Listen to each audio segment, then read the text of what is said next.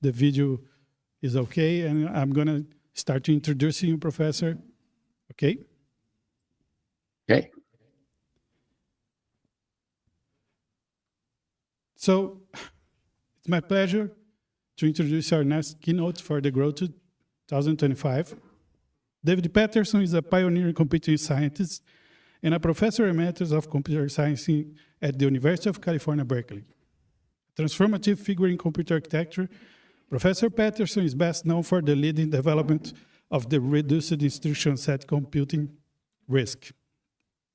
So, a foundational concept that revolutionized processor design and continues to influence modern computer architectures, including the open RISC-V standard that we've been discussing this week.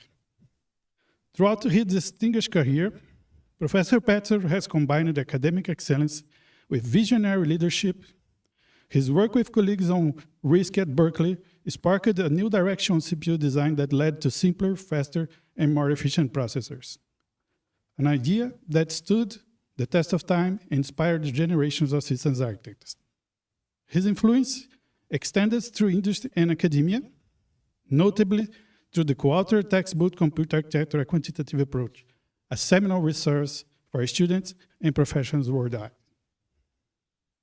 In recognition of his enduring contributions, Patterson received the 2017 ACM Turing Award together with John Hennessy for their influential work on RISC. And more recently, he has worked with Google on hardware acceleration for machine learning. We are honored to welcome Professor David Patterson as our keynote speaker today. His leadership in the development of RISC-V and his commitment to open, inclusive computing make him a true pioneer and an inspiration to the RISC-V community and beyond. Thanks again, Professor. The floor is yours. Thank you. That was a very kind introduction. I'm speaking to you from Oregon. I'm on my family. My family's on a family reunion. There's about my mother and 20 of her descendants are here together, and they were able. Your leadership talked me into giving a talk during my vacation, so they're very persuasive. I'm going to start off. I'm going to tell two parts to this, though I think there'll be plenty of time for questions. I'm going to do kind of the history of RISC-V. How did we get here, and where do I think we're going? And then I'll do kind of then I'll talk about kind of computer architecture, how we got to, and why we're building these TPUs and GPUs, and then open up the floor. And get your questions. As far as I know, I have opinions on everything. There's nothing you can bring up and say, well, gee, I don't have an opinion on that. Okay, so why is RISC-V popular? Fundamentally, the free and openness. Besides however it is good technically, the fact that it's viable and anyone can use it. And what we expected to happen, since many companies could build it commercially, that there'd be more competition as well as internal, which would be more innovation. And I think that's proven true in about the last 15 years that we've been doing this. What it means is that you can get, if it's a proprietary instructions, first what you do is you're not just picking the instruction set, you're picking the vendor in the instruction set. Now you get to say, we're going to use RISC-V, started, and later decide which vendor you're going to use. Build it yourself or get something off the shelf. In my view, and obviously I'm biased, I think it's a pretty simple, elegant, and I really like the idea that Chris Dosanovich and Andrew Waterman and Yun-Sup Lee did of having this idea of a core instruction set that's got to be there, a really small, elegant core. It's surprisingly close to RISC-I, the first RISC project we did at Berkeley. And then you add onto that what you need. And it's, the core itself, of course, is far simpler than any other proprietary instruction set. And even with the optional extensions, it's a lot simpler. I think of it as pretty elegant. The fact that it's a modular instruction set, that right from the beginning that's modular is, I think of it as novel. You can make some arguments that some people had it, and that there's this required piece, but these optional pieces. And then it's easy to enhance because, when we did this in 2010, we could see the handwriting was on the wall from Moore's law, that we knew that we were going to have to add, special purpose instructions, special purpose hardware for special purpose applications. Now, this 2010, nobody saw that AI was just about to explode, but we just, in general, we thought that there were going to be basically what we call today domain-specific architectures, and one way to do that would be to enhance standard instruction sets. So we had to leave, plenty of room to evolve, and you can actually, when you design an instruction set, you can make it hard to evolve. An example of that is the x86. It was a 16-bit instruction set in a 16-bit instruction set format, or byte variable. But boy, now they have, I don't know, 7 or 8 byte instructions just to fit enough opcode space in here. So it was designed to do that. Right from the start, it was, we didn't think it would just aim at one narrow piece. We wanted it to go everywhere. And then the idea that originally we thought the community was going to evolve, but we thought that community originally was going to be academia. We built it, as I'll tell you the story, we built it for ourselves and for our friends at other universities, thinking that we as a community would make it more realistic and it'd be great for research and teaching. That was our original goal, but now it's gone beyond that.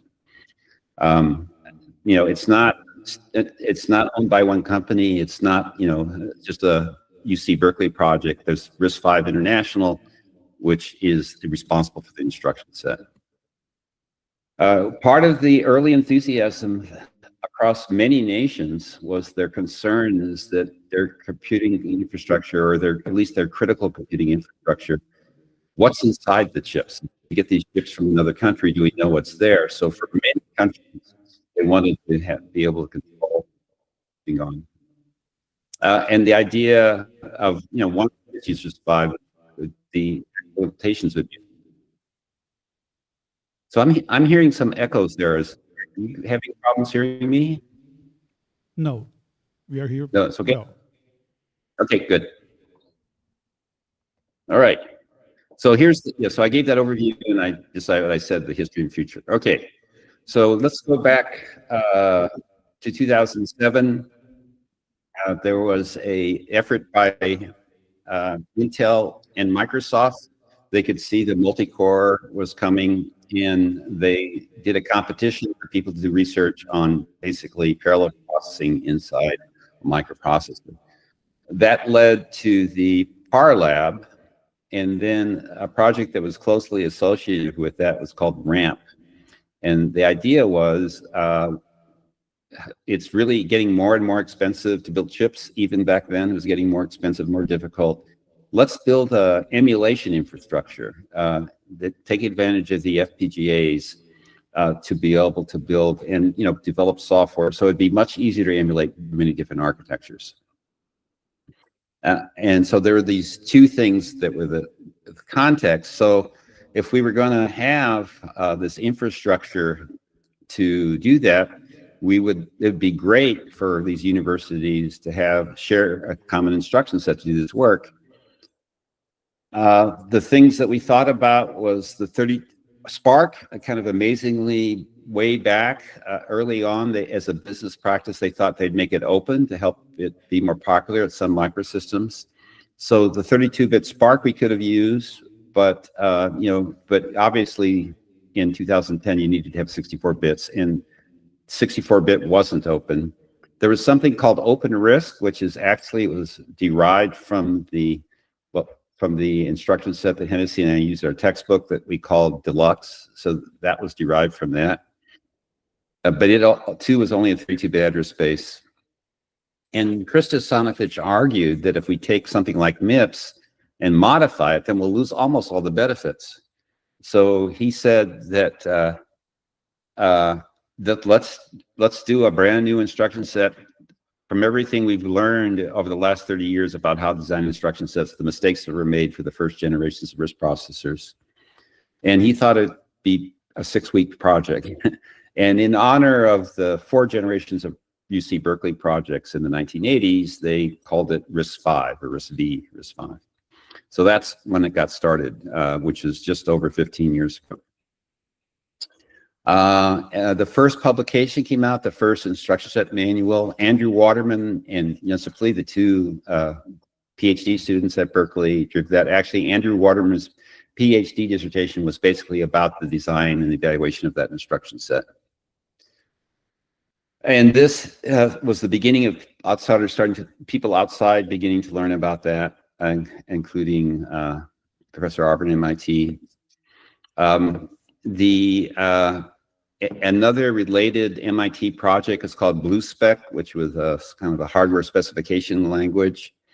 And he met Nikhil, who was working at, it was a spin-off from MIT, was working at BlueSpec. He implemented the initial core instruction set 32-bit version in a couple of days of work in BlueSpec.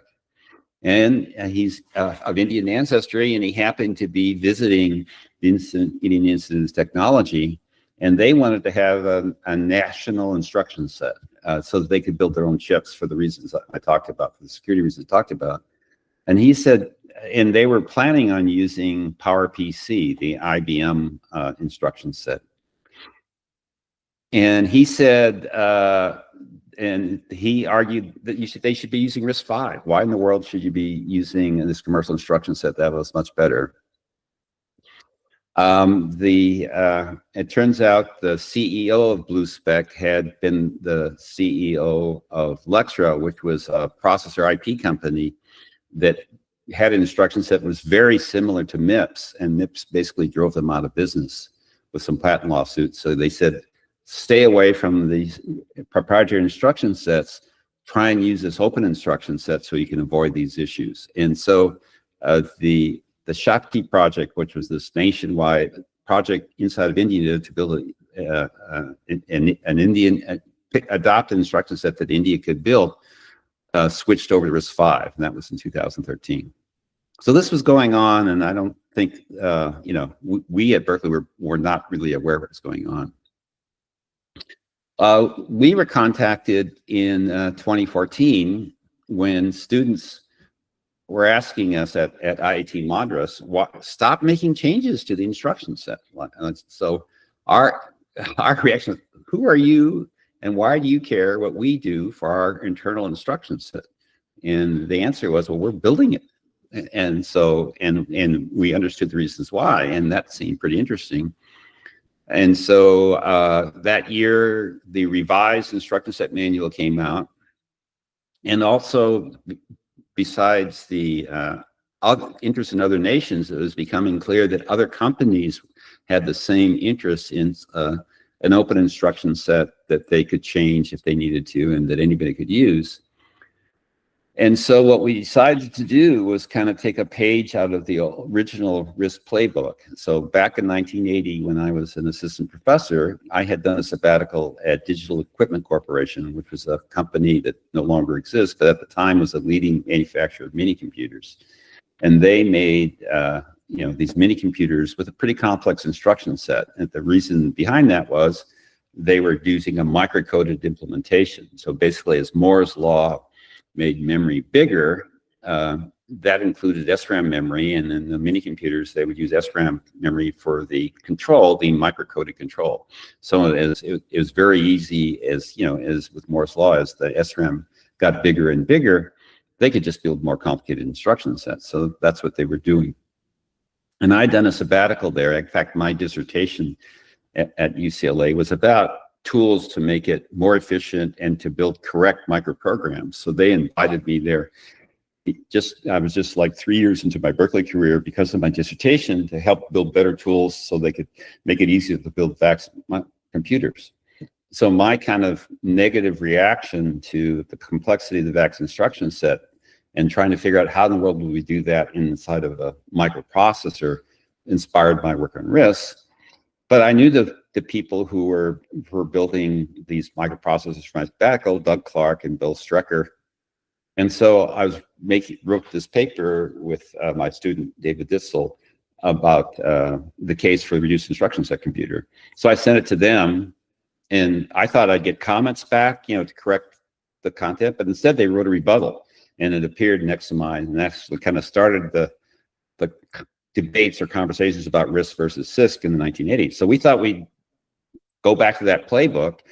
Krista and I wrote the case for, open instruction sets, and then we asked the people that we knew at ARM to write a rebuttal. We explicitly, we didn't just want their comments, we wanted them to write a rebuttal, hoping that we would get that same kind of conversation going. And that kind of worked, right? For many people that discussion about RISC versus CISC, not RISC versus CISC, RISC license versus open instruction sets was their first introduction to RISC-V. They hadn't heard about it. And for a lot of people, we talked back later, they've learned about it. Okay, right after we submitted the paper, there was a Hot Chips conference in the Bay Area. That's a IEEE sponsored conference with gets people in the industry giving talks about their things, and we promoted RISC-V, got the word out about it. A person at ETH read it and switched to it, and then actually a person they were doing open chips, open implementations, and they switched to RISC-V from whatever they were doing before. And then a person also read that paper, and he actually built the first, using FPGA, he built the first external RISC architecture.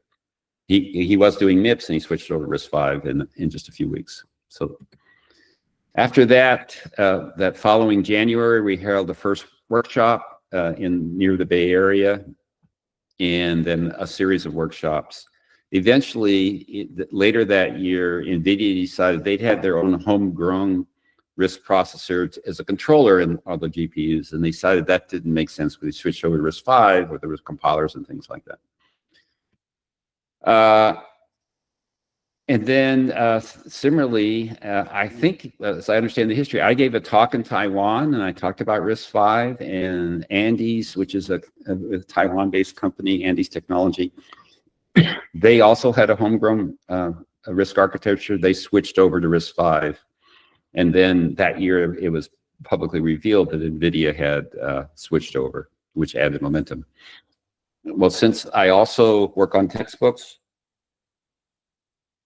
we decided it made sense to do the undergraduate textbook based on RISC-V and the graduate textbook based on RISC-V, as that was a nice clean instruction set, a good thing. Education was part of the goals for RISC-V, and that would be a better pedagogic example for our textbooks going forward. And then DARPA started doing some research projects on it. Okay. And then Western Digital, the storage company, announced that they had switched over to RISC-V, and that they had put them in their disk drives, and they'd shipped 1 billion cores in 2018. So there we are, kind of 8 years into it, and now there's real commercial momentum around it. Unfortunately, the 10th anniversary to RISC-V was during COVID.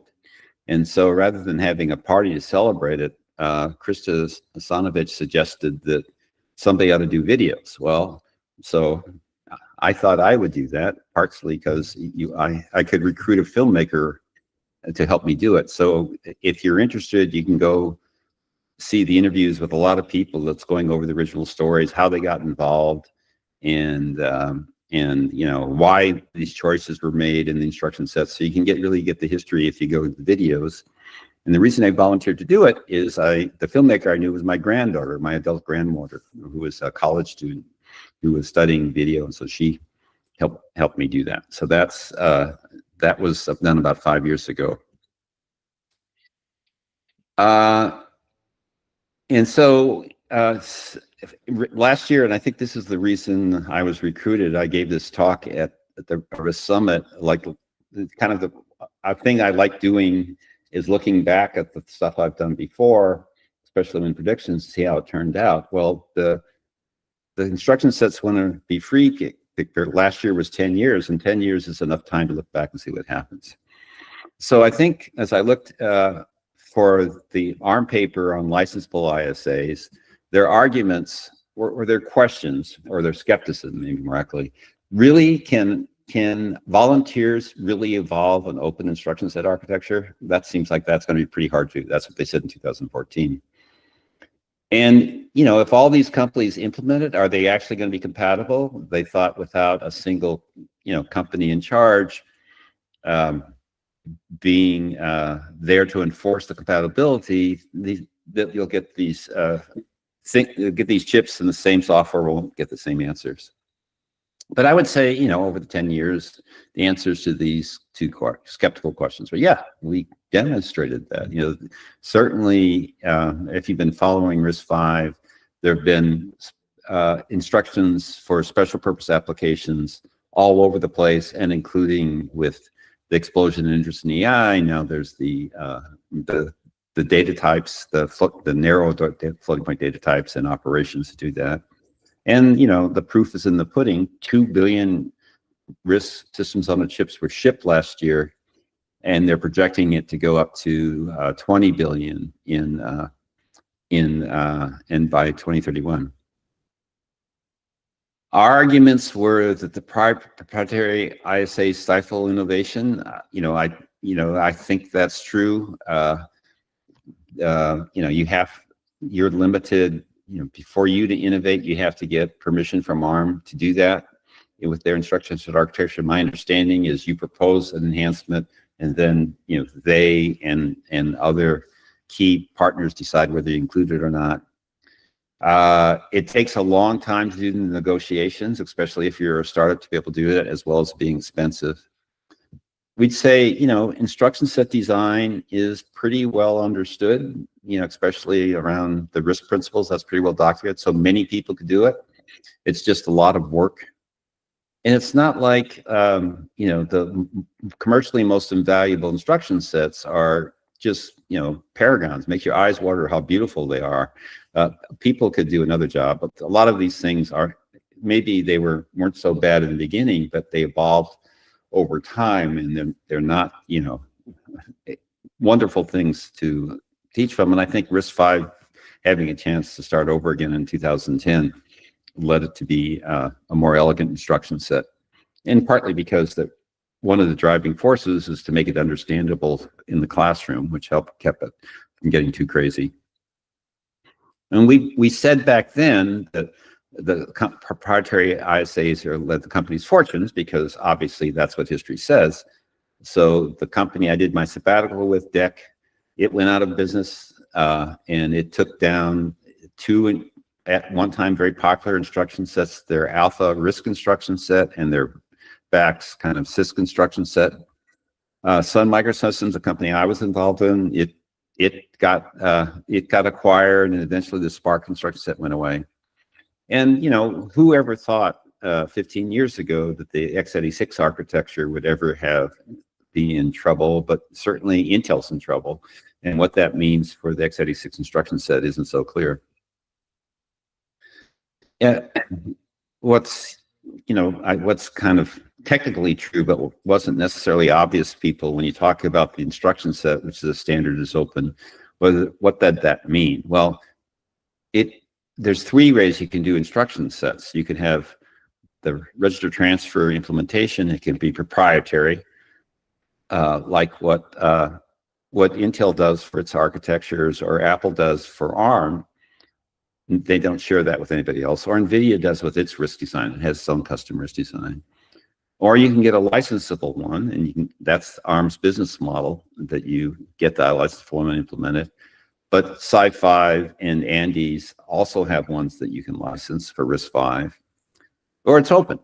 And so originally the rocket chip that Berkeley did long ago is still a popular implementation of it. But with a free instruction set, open instruction, you can do all three, whatever you want to do. Whereas with the proprietary ones, you're limited to either the first or maybe the first two options. So I think our arguments, you know, looking back 10 years later, held up pretty well. So where is the center of the universe for RISC-V? Well, you can make a bunch of arguments. It's Europe is the center of the RISC-V universe. That's where RISC-V International is incorporated. There's leading European companies that have embraced RISC-V, Infineon, NXP, Siemens, and ST Microelectronics. The Barcelona Supercomputing Center and ETH Zurich are very strong proponents, effective proponents of it. Zurich makes the Pulpina, which is a very popular open architecture. There's this European initiative around developing a European supercomputer, and they've embraced RISC-V. And there are these open architectures, and there's an annual summit every year in Europe. So that's the case for Europe. And then, no, there's an argument it's North America.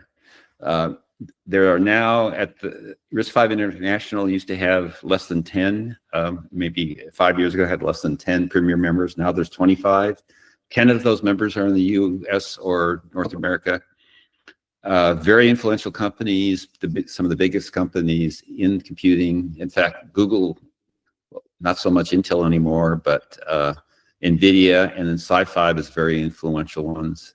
Not only does Berkeley work on this, but so does Stanford and MIT. The Rocket Core, which I mentioned before, is open core. DARPA had initiatives, and there's a bunch of consortiums, and there's an annual summit in North America. Okay, that's the argument for North America. There's an argument that it's Asia. Even more of the premier members are in Asia. Very influential companies, including big companies like Alibaba, Huawei, Samsung, and Sony. Tsinghua University of Tokyo are very strong. There's consortiums there as well, and there's an annual summit. So kind of, well, what's the conclusion? It's everywhere. It's everywhere. I plot, there's 400 organizations now in more than 50 countries that have people who are working in RISC-V. So there's argument that it really is an international open standard. Okay, so what's kind of my vision for the future? It's hard to know the date, but we're already seeing it everywhere in embedded devices. It's already very strong. It may even be the most popular in new projects going forward.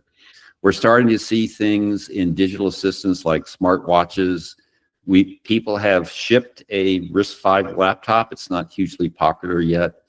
And like I said, the European efforts around doing supercomputers, but the instruction sets are designed that it could be everywhere there.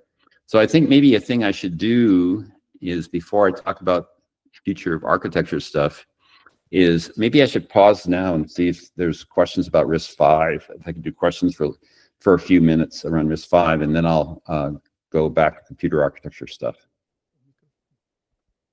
Okay. Do you hear me, Professor?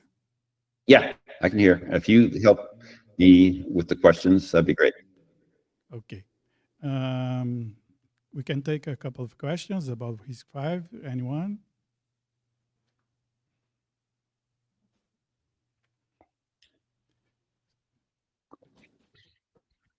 Hello, Professor Patterson. It's Marcelo Zuffo here. The 5G community faced a similar challenge because they specify 5G prior the AI revolution. Do you see an implication of AI in the future roadmap of the RISC-V ISA? Are you comfortable with that? Yeah, I think, partly or to doing, this is what I've been working in this area for the last, it's kind of amazingly, I just celebrated my 9-year anniversary at working at Google. So I started working at Google after I needed an easier job than being a professor. So I'm working at Google since the last 9 years, and I've written several papers about TPUs. So I think I'm pretty familiar with it. So, what's interesting about AI as an application is it's very malleable. It's not a million lines of C++ code. It's a smaller amount of code in PyTorch or TensorFlow or JAX or something like that. So it is pretty, if you can provide value, they will do it. And there's two pieces to AI. There's training and inference. So, and training is dominated by NVIDIA's GPUs. These are things that are 1,000, 2,000 watts. They're talking about a rack of them being a megawatt, which is amazing. But there's also inference, and inference is, if AI is going to pay off, it's got to be, more people using it for inference than it is to train the models themselves. So whereas I don't see why RISC-V is going to play an important role for training, it certainly will play an important role for inference. Part of some of the inference work will be in data centers, but a lot of the inference work will be in other devices, like I showed on that slide. So for RISC-V to succeed, it'll be important that it supports the data types there are people using, and kind of remarkably, if it was hard to evolve this architecture, that would be a big problem. But it was designed to be evolvable right from the beginning. And so, in AI, they've gone from a novel 16-bit format, not IEEE, to a different format that's called BrainFloat, and then 8-bit, and there's been 6-bit and 4-bit. So it's been very important to be able to add new data types, which is typically very hard to do in standard architecture. So that's been important to it. And the RISC-V community has been evolving the instruction set along these lines. But moreover, you're allowed to add your own custom instructions and your own custom data types to the architecture. So I think right now that's one of the strengths of RISC-V compared to other architectures, is its evolvability and how it embraces more novel ones. So yeah, I think RISC-V is going to play this really important role in AI, in terms of delivering AI for inference. The other side of it is, how far is AI going, right? And certainly people at Google and other places are using AI to design chips and to verify chips and design. So I think AI will also play a role in making it easier to build RISC-V chips as well. So it's this kind of, this is one of the, I would say, this version of AI based on neural networking is, over my career, there's been these big events, right? There was the microprocessor in my career. That was a big event. There was the internet. That was a big event. Smartphones were a big event. World Wide Web is a big event. I think this form of AI is another one of these paradigm-changing things. So I think it's going to affect almost everything. And fortunately, I think RISC-V is in a good position to play an important role. Okay, more questions?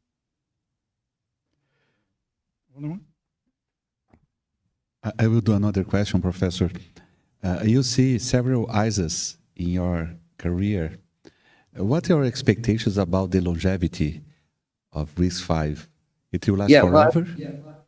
Well, I'd say what kills instruction sets? Well, this is, Gordon Bell, one of my heroes in computer architecture. He wrote this paper, what they said in this paper is the one mistake that almost impossible to recover from is too small an address space. He wrote that back when computers had 16-bit address spaces. That's the one killer mistake, and that was the argument for the VAX, which had a 32-bit address space. So knowing that,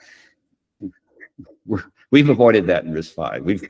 We've got 64-bit address space, and even it may not run out of bits at 64 bits, but if it does, we've got a 128-bit version. So that problem won't happen. I think the other thing that kills instruction sets is the companies that have them. Or, if there was a brand new idea of a much more efficient way that knocked out the old version, kind of like RISC versus CISC. CISC was basically microcoded instruction sets that you almost had to have microcode to execute, and RISC showed another model there. If there was another idea that came along that was clearly vastly superior, that had this factors of 4 advantage, that would be a reason. Absence that, then I think it's the companies, the companies associated with them, something happens to them and that kind of kills the instruction set. It either doesn't evolve or the IP rights come on. So I think, kind of the question is, how long is RISC going to survive? Even though Linux is an implementation rather than a standard, would be almost like, well, how long will Linux be around, right? So far, it's been around since the 1990s. It doesn't look like it's going away anytime. Or similarly, Ethernet, maybe since it's a standard, that might be another one. Ethernet keeps evolving. They figured out to keep evolving it, and it's 1,000 times faster than it was when it started. So is Ethernet going to run out? I think there's reasons to believe instruction sets can last for decades. So the it's a very successful one is the 360 architecture. It was announced in 1964 or 1963, so it's been around 50 years. So if you don't run, if you plan properly and the organization you're involved is still around, they can last certainly last 50 years.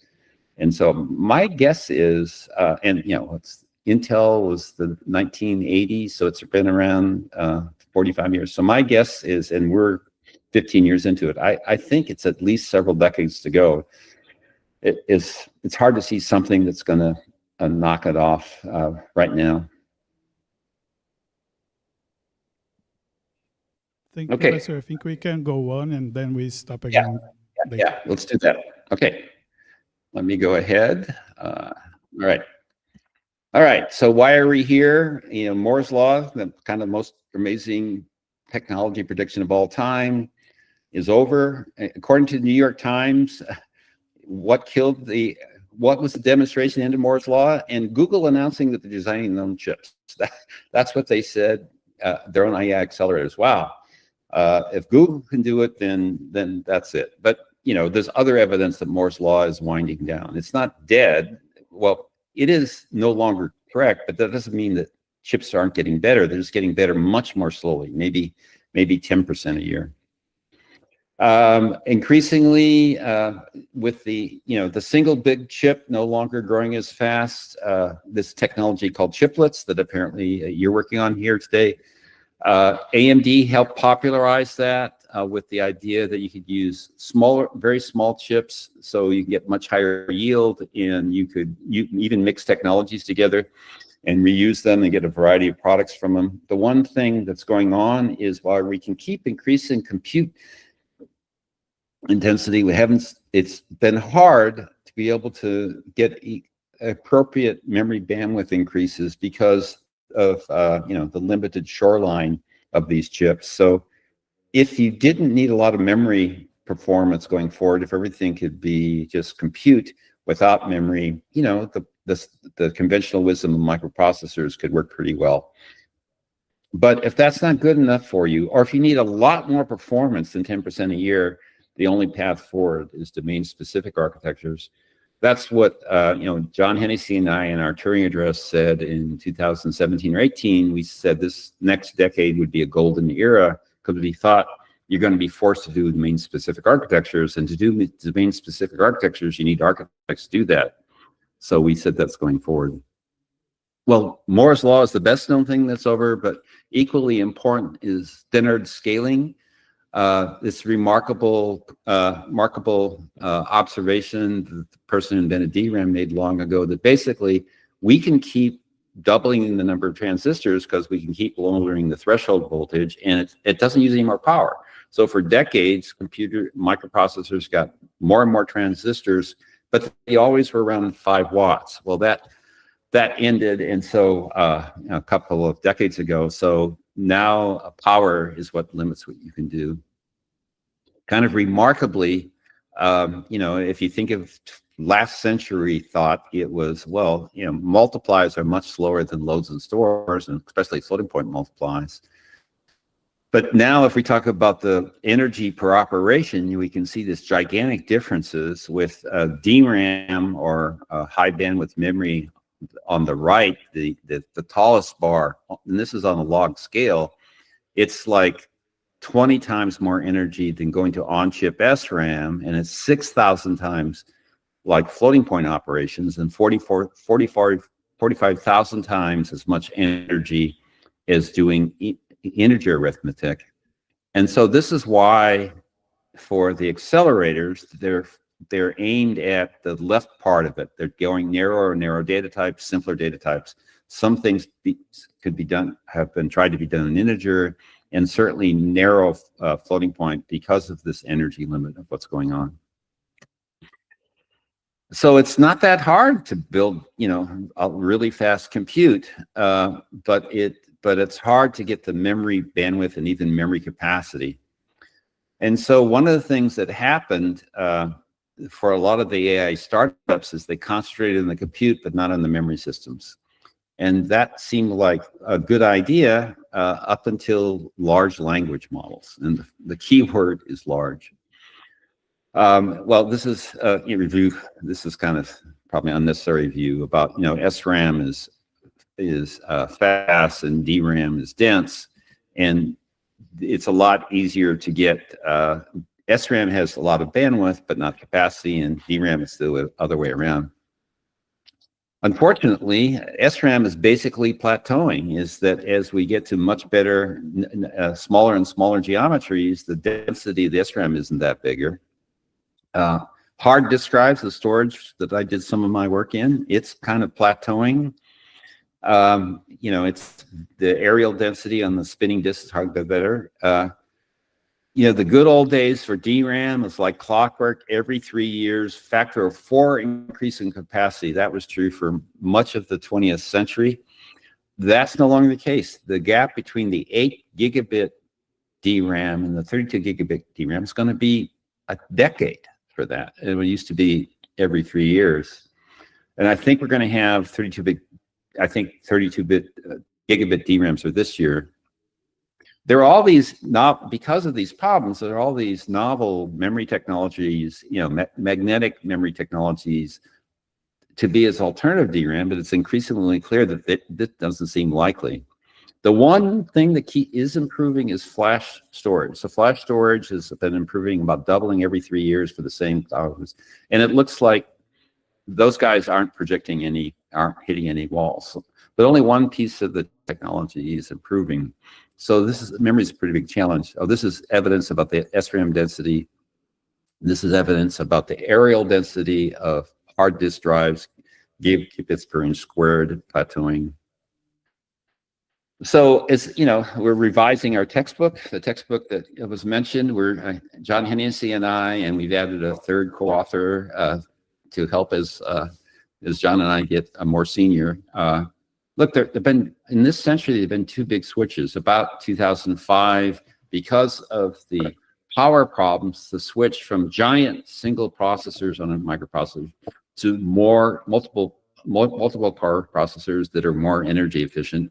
And then about, using automotive analogy, since I'm a Californian, the giant engine kind of questionable energy is one example, and going to multiple engines.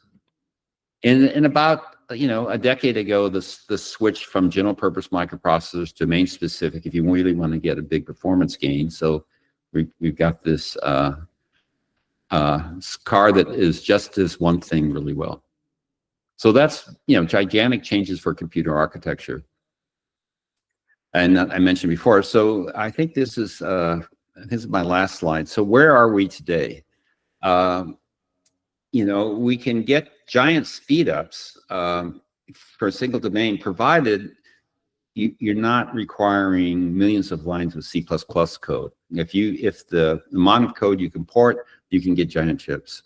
So just about the time as we needed to go domain-specific architectures, just coincidentally was this kind of breakthrough where this neural network version of artificial intelligence machine learning started to outperform all others. So coincidentally, the need for domain-specific architectures and the answers to the question of what domains should be accelerate happened at the same time.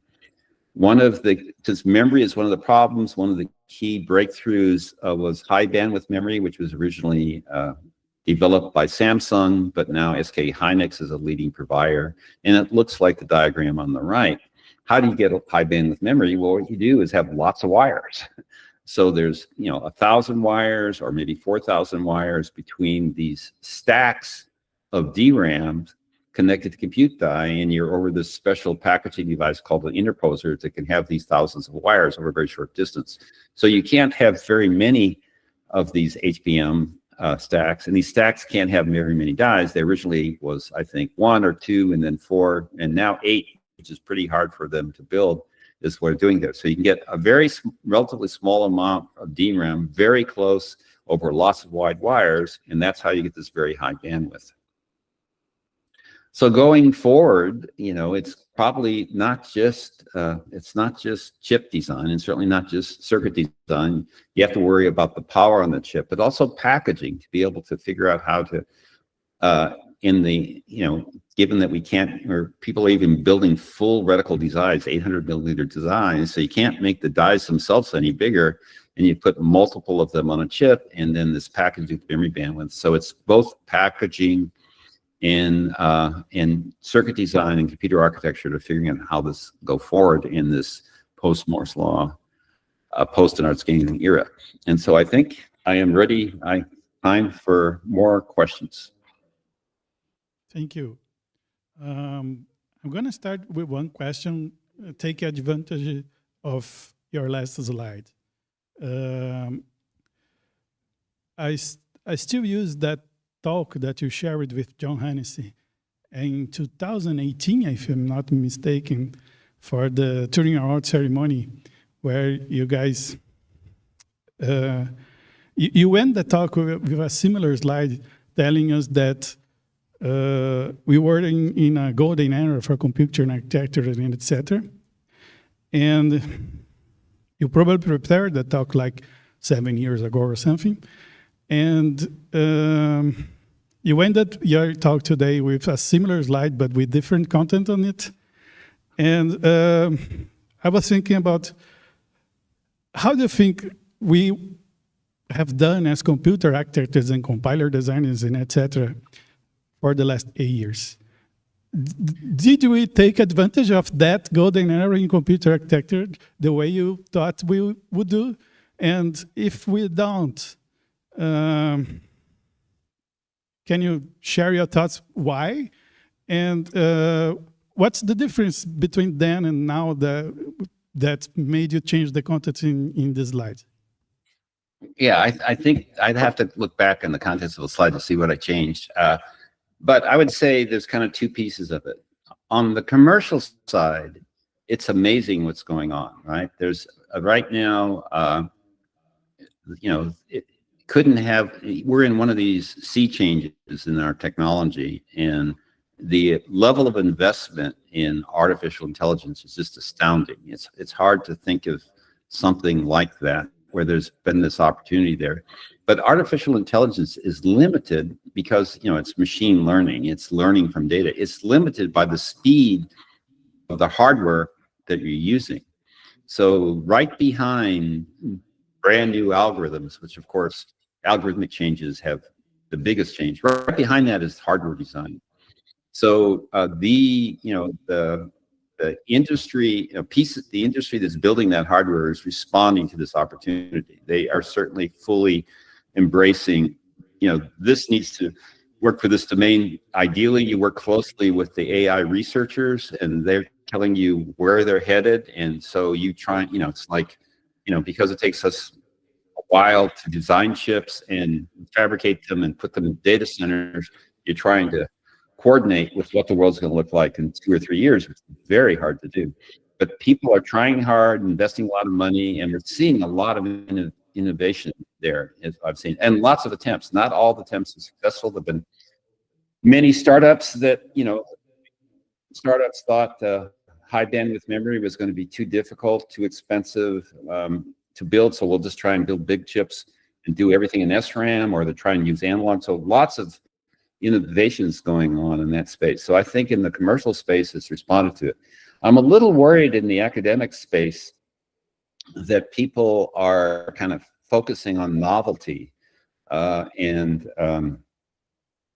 simulation, that trying to do something that they haven't seen done commercially, and believing that it's novel, as opposed to addressing as opposed to addressing some of the problems going forward. So yeah, so I think unquestionably, I think there have been lots of pieces of industry that have responded to the opportunity. I'm a little worried about whether academia has or not. Okay, thank you. More questions? Okay. First, Professor Patterson, thank you for your books. They were very helpful in our computer architecture classes.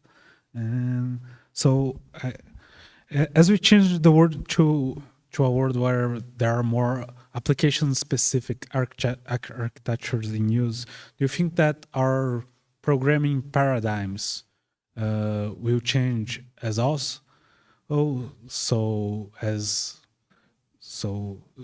Instead of just like believing that any processor is just a bigger, faster version than a PDP-11, us future programmers will have to know more about the bare metal or modern technologies like AI and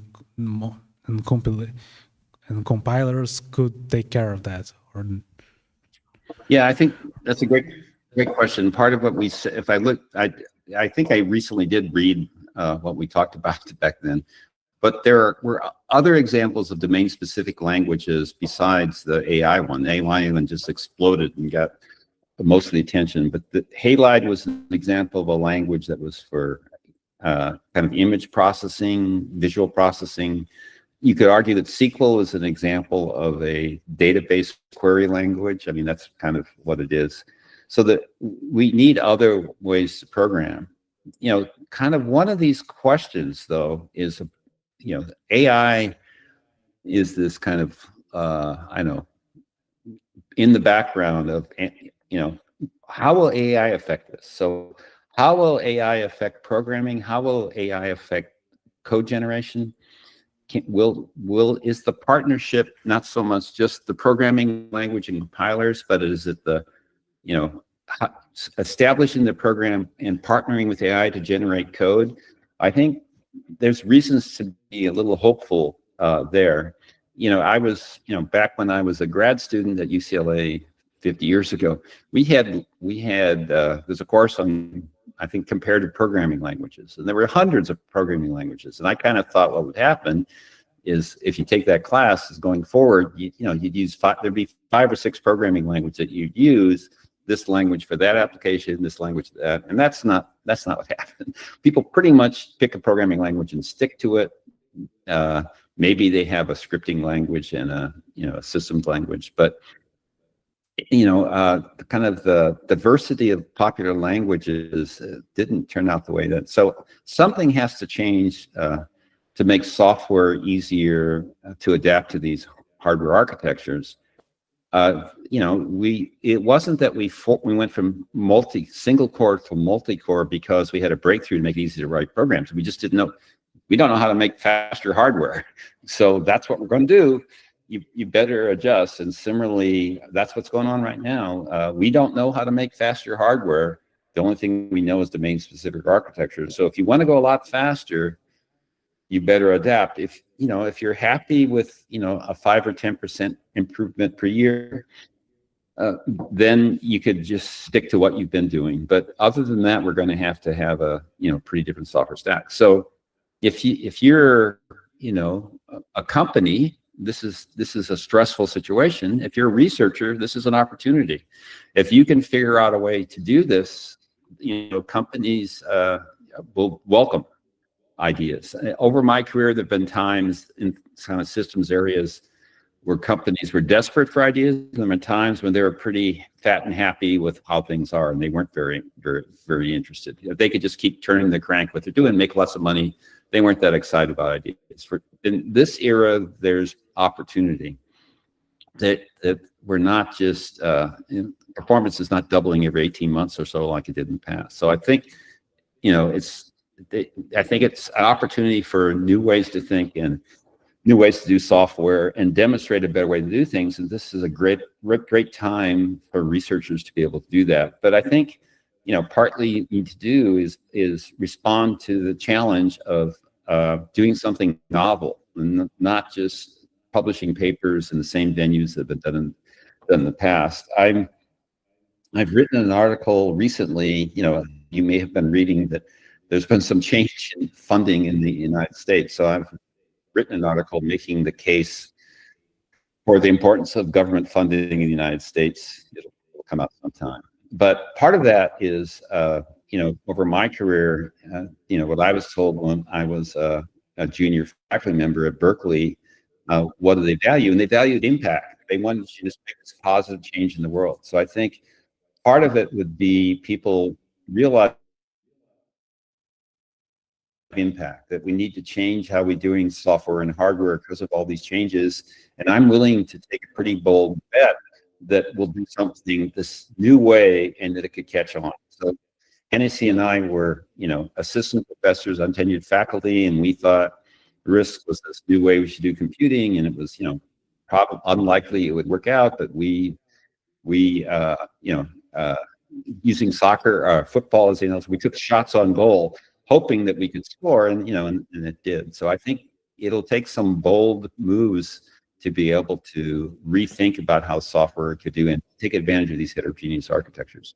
The one positive sign here, that's how cell phones are done. Cell phones are actually lots of domain-specific architectures all lumped together. I don't know if it's designed elegantly or if the software is easy to do, but that's a very successful commercial model out there. So, that demonstrates the feasibility of what we're talking about. Thank you. We have one more question. Good evening, Professor. I've seen some people reasoning that back in the 90s, the dominance that Intel had in the lower end of the market essentially killed the RISC machines of that era. Do you think that we can see ARM doing the same thing today with x86, today or in a few years, and in a few decades, RISC-V doing the same to ARM? Yeah. So, the popular notion was that the RISC, the x86 versus the kind of the I don't know what you'd say, the Unix companies that were doing RISC, x86 overtook them. But at the same time, ARM, the seeds for ARM were there. The first ARM processor was 1985, so even before the 1990s. And just what Intel didn't see coming was the shift to phones. It went from the PC era to the post-PC era, and the PC's technology was able to move into the server era. But unfortunately for Intel, the x86 did not succeed with the phones and the lower devices there. So that's how they undercut them. And then ARM had this business model of an open architecture that was very successful. So ARM, x86 is in trouble right now. Even I'm using an Apple laptop. It's using ARM, not x86. Although x86 dominates the CPUs and data centers, all the investment in the data centers are going into AI accelerators, and most of the money's there. And even companies like Amazon and Google and I think Microsoft are doing their own custom ARM architectures there as well. There is lots of enthusiasm for using RISC-V wherever you use ARM today. There are startup companies, building chips for servers and things like that. So yeah, I think x86, we talked about, like 50-year lifetimes. I think x86 is definitely on its decline side of it, and with ARM on the rise. And certainly the people at ARM consider RISC-V a serious threat. So we'll kind of see how that turns out. But yeah, I think that's what I would, if I live long enough, my guess of the projections is we'll see the decline of x86, and then we'll start seeing RISC-V gobbling up large pieces of the ARM architecture. I don't know how that'll turn out, whether RISC-V will wipe out ARM or ARM will succeed as to be able to defend its turf in many places. But we're certainly in the embedded space. ARM is starting to win that war. Thanks. One more. Yeah, well, one more, and then I'll have to give you back to your schedule. Okay. Thank you, Professor David Patterson, for your talk. I'm Rodolfo Azevedo from Unicamp. We have been talking a lot about architecture for AI. I would like to hear from you exactly the opposite. What do you think is the role for AI for architecture? How can AI improve or help us on architecture designs or new features? Yeah, one of the biggest problems in AI is that gap between, because it's changing so fast. It's remarkably how fast it changes. Is how long it takes between you have an idea of a hardware to support it and we can make a chip. So there's certainly people at Google and other places, and this is a problem people have worked on for a long time. How can we kind of automate the design of chip design to shrink the time? Using AI in that role, how can we reduce testing time? How can we reduce verification time? How can we reduce, the place and route? All of those things is a great challenge for the use of AI. How is AI going to change compilers? So I think as I watch my friends kind of in the AI space work, like people in computer vision, they've just stepped in and thrown away decades of how they used to do it and replace it with AI. And I think that's kind of the question facing us going forward. For all the pieces of that stack, and physical design is kind of this black magic stuff that we don't, it's kind of works, kind of doesn't work, and we can build chips that way because we take years to do it. So are we going to be able to dramatically reduce the time it takes to go from ideas to silicon using AI?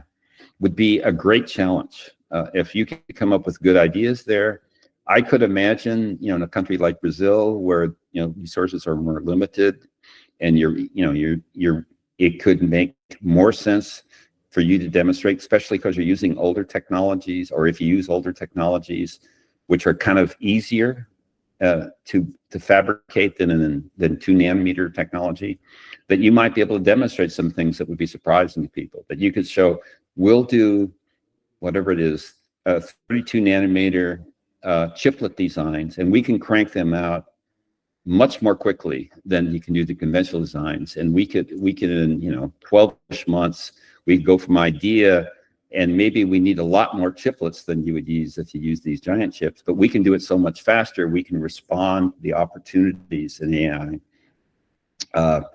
And so we'll kind of use AI to accelerate AI in this kind of synergistic model. I could think that would be a pretty exciting direction to go. And it's not something everybody is doing today.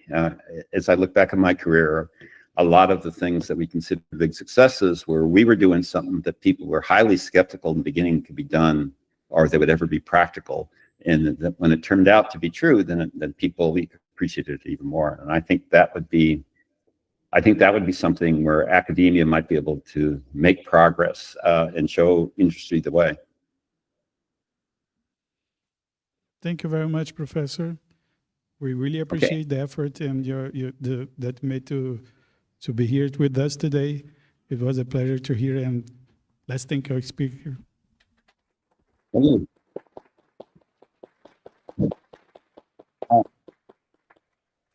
Thanks for inviting me. I need to go back to my family now. So, bye-bye. Okay.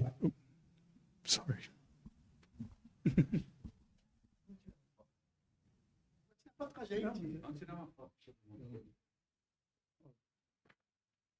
Pessoal, quem quiser mais curtinho, vai tirar uma foto. Vou pedir para alguém tirar uma foto. Vamos para cá.